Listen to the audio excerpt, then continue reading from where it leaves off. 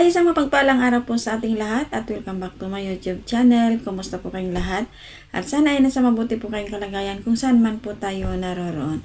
So, ayan guys, magbibigay po tayo ng konting reaction sa ito ay sa video mula sa channel ni Kuya Bal. So, ayan guys, no, ay ito nga ay habang ito nga ay sila ay nagbibiyahe, ay ito nga ay may nakita silang, nadaanan silang nagtitinda ng barbecue. So ito nga guys ay dinaanan nila ito at upang ito ay bumili. Ito, huminto pala sila Kuya Bal upang ito ay bumili ng paninda niyang barbecue. Ito nga si Angel. So ito nga guys ay siya ay isang panganay na anak ng nagsasakripisyo din sa pagtitinda upang ito ay matustusan din yung pang araw-araw na baon sa paaralan. Minsan nga daw ay wala. Importante ay may baon yung kanyang mga kapatid. So ayan guys, no,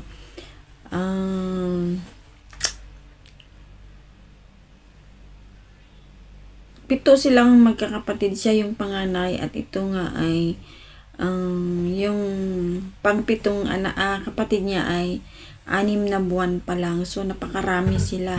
Yung ama, yung tatay, ama niya ay ito ay pa-extra lang ng construction. Tapos yung ina niya ay, mama niya ay wala ring trabaho. So ayan,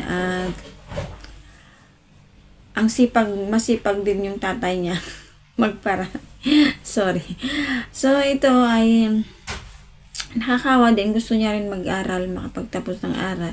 Kumuha na siya ng exam. So ito ay nakapasa din siya. So gusto niya ipagpatuloy, kaso ito nga siya ay hindi kaya ng magulang yung gusto niyang kukunin, nursing yung gusto niya. So kahit hindi kayang matustusan ng magulang. So ito nga ay gusto niya rin mag-working student, kaso yun na ng problema ay wala sa budget yung pangkuha niya ng mga requirements niya. So hirap talaga. At sana nga ito ay matulungan ni Kuya Bal. Kasi sabi ni Kuya Bal ay babalikan niya ito si Angel. So at ito nga ay habang sila ay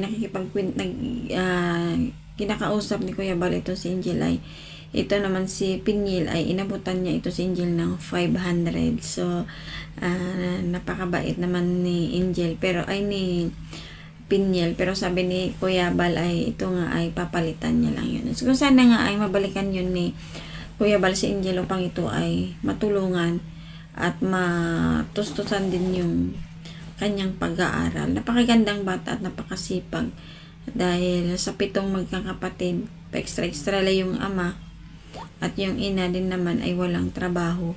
So siya yung kumakayod. Nakakaawa, ang hirap yung ganong sitwasyon na guys, no.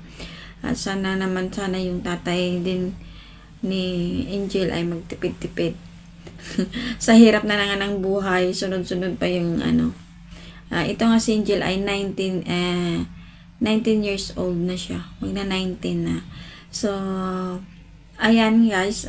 Ito, sana nga ay yung magtipid-tipid din yung mga magulang sa paggagawa ng bata dahil napakahirap ng buhay.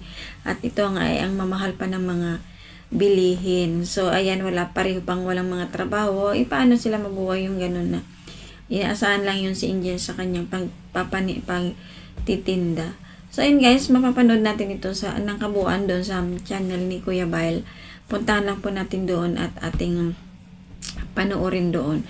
So, ayun guys, kung kayo ay bago pa lang sa aking munting channel, huwag natin kalimutang suportahan Kuya Bal Santos Matubang, Kalinga Prab, Ate Edna Vlogs, at lahat ng po ng mga Kalinga partners, reactors, aking kasamahan sa grupo.